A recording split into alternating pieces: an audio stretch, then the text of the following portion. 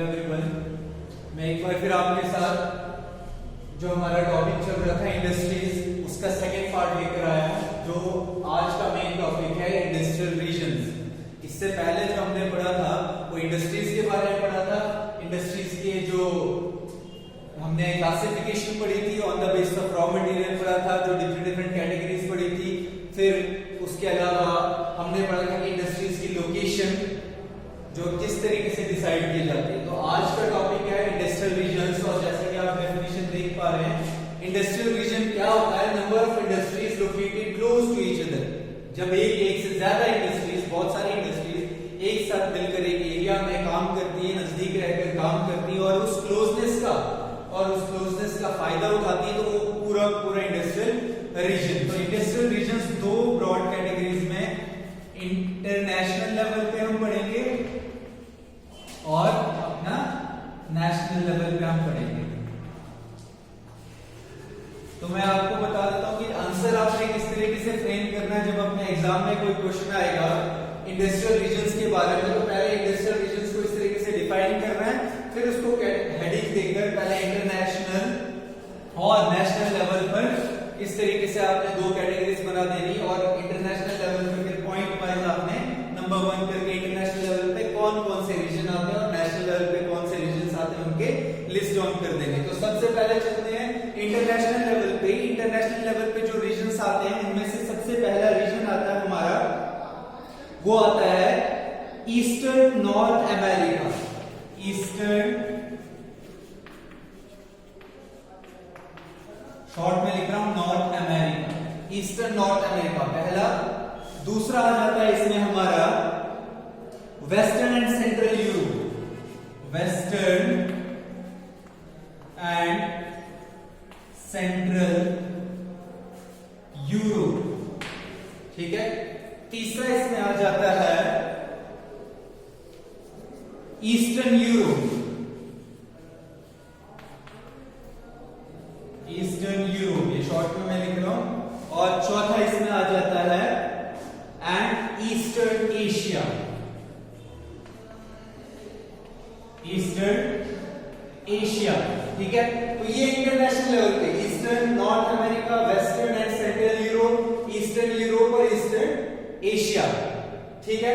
अब national level पे अगर हम चले जाएं तो नेशनल लेवल पे जो आ जाते हैं वो कौन से आते हैं? ये आते हैं Mumbai Pune cluster number 1। Mumbai Pune cluster, cluster मतलब झुंड होता है इंडस्ट्रीज का। मुंबई पुणे क्लस्टर पहला आ जाता है। उसके बाद बैंगलोर तमिलनाडु रीजन दूसरा, इसको थोड़ा अलग कर देते हैं। बैंगलोर तमिलनाडु, मैं ऐसे लिख देता हूं, बैंगलोर तमिलनाडु रीजन। उसके बाद हमारा आ जाता है हुगली रीजन। हुगली रीजन, ठीक है। उसके बाद नेक्स्ट हमारा आ जाता है अहमदाबाद बड़ौदा रीजन। अहमदाबाद बड़ौदा रीजन, ठीक है। ये चार मैंने मेन आपको बता दिए। उसके बाद छोटा नागपुर इंडस्ट्रियल, ये मैं इधर ऊपर लिख रहा हूं, छोटा नागपुर इंडस्ट्रियल बेल्ट, ठीक। उसके बाद नेक्स्ट छोटा नागपुर इंडस्ट्रियल बेल्ट के बाद विशाखापट्टनम गंटूर बेल्ट। विशाखापट्टनम, शॉर्ट में लिख रहा हूं, गंटूर बेल्ट। तो ये कुछ इंटरनेशनल लेवल के रीजन्स और ये कुछ नेशनल लेवल के रीजन्स। और इंटरनेशनल लेवल के रीजन और नेशनल दोनों रीजन्स में एक चीज आपने पॉइंट याद रखना है, जो मैंने पीछे पढ़ा था कि इंडस्ट्रियल लोकेशन डिसाइड करने से पहले कौन से फैक्टर्स देखे जाते हैं। तो यहां पर भी कुछ फैक्टर्स कॉमन है इन सारे रीजन्स में, जिनको देखते हुए इनकी एस्टेब्लिशमेंट हुई है। जैसे फॉर एग्जांपल ये सारे इंडस्ट्रियल रीजन्स सी पोर्ट के नजदीक होते हैं, ठीक है। सी पोर्ट्स के नजदीक क्यों होते हैं? ट्रांसपोर्टेशन के लिए, ठीक है।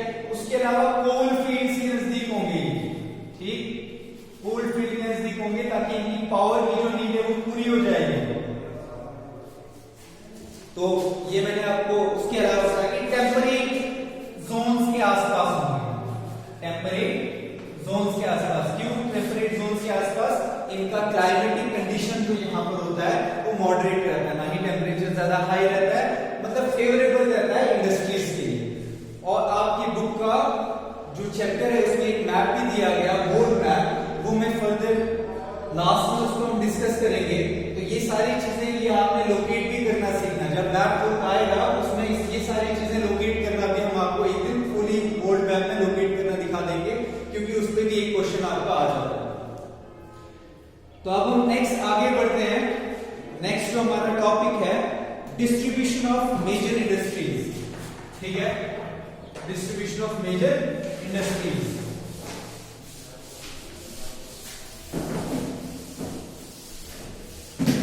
अब जिस तरीके से मैंने ये चीजें बताई, आपने अपना आंसर इसी तरीके से फ्रेम करना है। तो डिस्ट्रीब्यूशन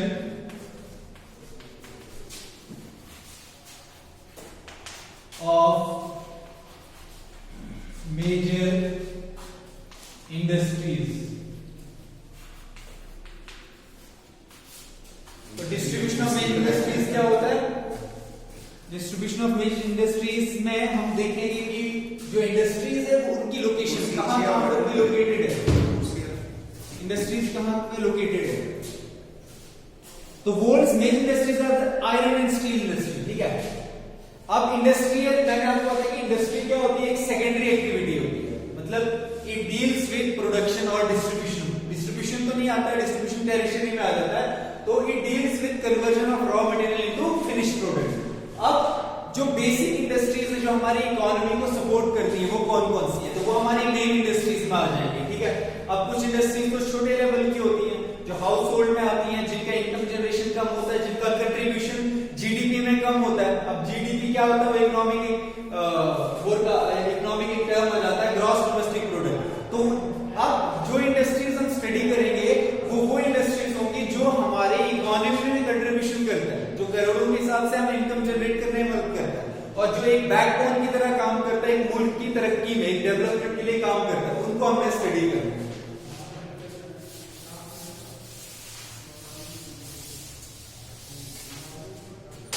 सो मेजर इंडस्ट्रीज चाहे वो वर्ल्ड लेवल पे हो चाहे इंडियन लेवल पे हो, वो कौन सी होती है? World's major industries are iron and steel industry. Number 1 आता है iron and steel industry. Number 2 आ जाता है हमारा टेक्सटाइल इंडस्ट्री, टेक्सटाइल इंडस्ट्री, ठीक है। उसके बाद आ जाता है हमारा इंफॉर्मेशन टेक्नोलॉजी, आईटी से हम कहते हैं, आईटी सेक्टर जो होता है हमारा, या आईटी इंडस्ट्री, ठीक है, आईटी इंडस्ट्री, ठीक है। अब ये 3 मेजर इंडस्ट्रीज होती हैं जिनका डायरेक्ट कंट्रीब्यूशन किसमें जाता है, एक कंट्री के जीडीपी में जाता है, और इन्हीं इंडस्ट्रीज के ऊपर डिपेंडेंट रहता है कि भाई एक कंट्री को डेवलप हो रही है या नहीं हो रही है। अगर इन इंडस्ट्रीज ये सक्सेसफुल रहेंगी तो डायरेक्टली हमें ये देखने को मिलेगा कि हमारा मुल्क तरक्की कर रहा है, डेवलपमेंट हो रही है। अगर इन इंडस्ट्रीज में कमी आ जाती है, इन इंडस्ट्रीज में ये लॉस में जा रही है, नीचे जा रही है, तो मान लो कि हमारा जो पेस या जो एक स्पीड है ग्रोथ की वो हैम्पर होती है। तो इसीलिए इन इंडस्ट्रीज के ऊपर फोकस करना ज्यादा जरूरी है। इसीलिए गवर्नमेंट का ज्यादा फोकस जो होता है या इकोनॉमिक पॉलिसीज जो बनती हैं वो इन 3 चीजों को देखते हुए तैयार की जाती हैं ताकि इनको इफेक्ट ना पड़े। तो अब हम देखते हैं iron and steel industry, textile industry सबसे ओल्डेस्ट है। ये जो है ये ओल्डेस्ट इंडस्ट्रीज है बहुत, ठीक है। अब इसमें एक नई जो इंडस्ट्री इंट्रोड्यूस होती है वो होती है आईटी, ठीक है। अब ये रिसेंट सबसे नई इंडस्ट्री है विद अपकमिंग न्यू टेक्नोलॉजी। ये नया इंडस्ट्रियल सेक्टर जो है क्या हो रहा है, वजूद में आ रहा है, ठीक है। तो the countries in which iron and steel industries is located are, अब कौन कौन सी आयरन एंड स्टील इंडस्ट्री की लोकेशन कौन कौन सी कंट्रीज में है वो आप नोट डाउन कर लें। पहला बताया Germany, USA, China, Japan and Russia. कौन कौन सा है? जर्मनी,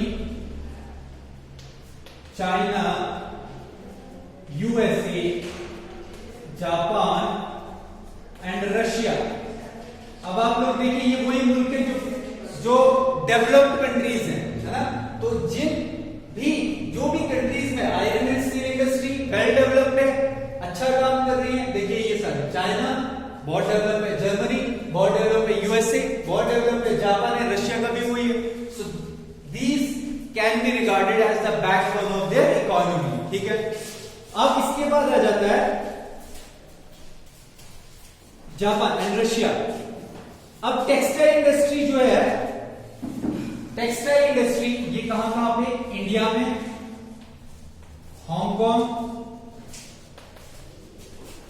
ठीक है, इंडिया, हांगकांग नंबर 2। उसके बाद आ जाता है ये हमारा south Korea, Japan and Taiwan. South Korea, Taiwan and Japan,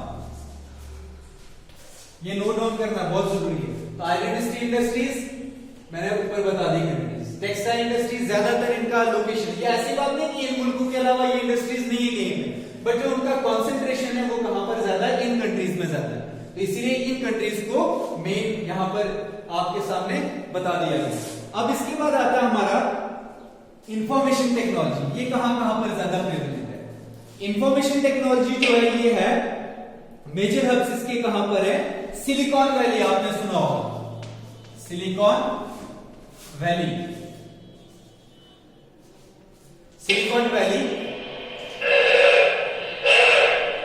central California, कहां पर है, यूएसए में, सेंट्रल कैलिफोर्निया यूएसए, ठीक है। सिलिकॉन वैली ये सबसे ज्यादा डेवलप जो है जगह है आईटी के हिसाब से। उसके बाद आ जाता है हमारा Bangalore region of India, number 2, Bangalore region, जो इंडिया का बैंगलोर रीजन। अब इसको बैंगलोर रीजन को इंडिया की सिलिकॉन वैली भी कहा जाता है, ठीक है। तो 2 एग्जांपल्स मैंने दे दिया, तीनों में अब दोबारा से मैं आपको बताता हूं, आंसर फ्रेम करने में जो प्रॉब्लम बच्चों को आती है वो किस चीज में आती है, वो क्या करते हैं, वो पूरा पैरा याद करने की जरूरत नहीं, इस तरीके से आपको बता देता है डिस्ट्रीब्यूशन ऑफ मेजर इंडस्ट्रीज के बारे में डिस्क्राइब करो या कोई भी एक्सप्लेनेशन दो, आपने इस तरीके से बता देना भाई इंडस्ट्रीज जो है 3 कैटेगराइज में उसको डिस्ट्रीब्यूट कर दो, आयरन एंड स्टील अलग, टेक्सटाइल अलग, आईटी अलग। फिर आयरन एंड स्टील में कौन कौन से मुल्क, एक फुल फ्लेज लॉन्ग आंसर आप तैयार कर सकते हो बड़े आसान तरीके से, कुछ ज्यादा रटने की जरूरत इसमें नहीं पड़ेगी आपको, मेन हेडिंग से याद रखो, 2-2 लाइन लिखो, एक आपका full fledge full length question जो है बन जाता है। तो अब हम इस 3 चीजों को जो है इनकी मैंने आपको पूरी बता दी कि किस तरीके से ये इंडस्ट्रीज कहां पर लोकेटेड होती हैं। तो अब नेक्स्ट जो हमारा क्लास होगी, नेक्स्ट क्लास में हमने इनको पूरी डिटेल में iron and steel industry with regard to international level and iron and steel industry with regard to India, फिर हम इसको पढ़ेंगे। उसके बाद टेक्सटाइल इंडस्ट्री का भी पढ़ेंगे, कौन कौन सी इंडस्ट्री कहां पे लोकेटेड है, फिर नेक्स्ट आईटी इंडस्ट्री जो है वो कहां पे लोकेटेड है, और फिर पूरा का पूरा कंक्लूजन निकालेंगे। और फिर मैथ वर्क में भी आपको ये सारी चीजें आएंगी, आप ज्यादातर खास करके मैथ वर्क जो इस चैप्टर का आता है उसमें यही आपको इंडस्ट्रीज दिखानी होती कि कौन सी इंडस्ट्री कहां पे लोकेटेड है। तो आज के लिए इस टॉपिक के साथ इतना ही, नेक्स्ट टॉपिक में हम आपके साथ फिर मिलेंगे, तब तक के लिए अलविदा।